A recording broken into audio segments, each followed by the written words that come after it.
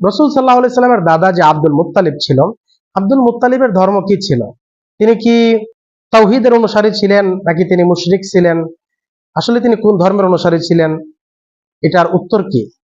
এই বিষয়ে উলামা কেরামের মধ্যে বিস্তর মতানৈক্য রয়েছে।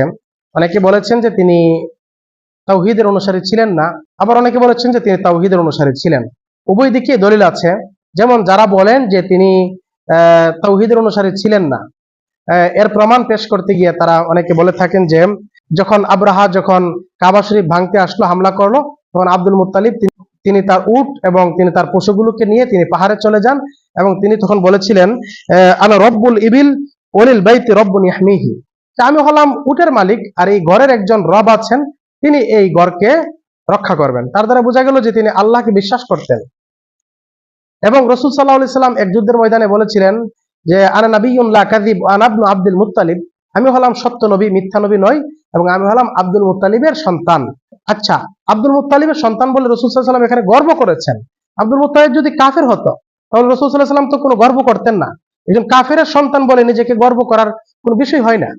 তাছাড়া ওই স্থানটা ছিল কাফেরদের বিরুদ্ধে মুসলমানদেরকে উৎসাহিত করার স্থান। রাসূল যদি একজন কাফেরের নাম নেন এখানে, মুসলমানরা উৎসাহিত হবে কিভাবে? বোঝা গেল রাসূল সাল্লাল্লাহু আলাইহি সাল্লামের দাদা আব্দুল মুত্তালিব তিনি তাওহীদের অনুসারী ছিলেন, তিনি ইব্রাহিম আলাইহিস সালামের ধর্মের অনুসারী ছিলেন। এই দলিলগুলোর দ্বারা বোঝা যায়। আরেকটা দলিল আছে যে দলিলের দ্বারা বোঝা যায় যে তিনি মুসলমান ছিলেন না। যেমন আবু তালেব যখন মারা যাচ্ছে তখন আবু জাহাল আবু তালেবের কানে কানে এসে বলেছিল আতারগাবু আন মিল্লাতি আব্দুল মুত্তালিব, হ্যাঁ আবু তালেব, তুমি কি আব্দুল মুত্তালিবের ধর্ম থেকে তুমি কি বিমুখ হয়ে যাচ্ছ?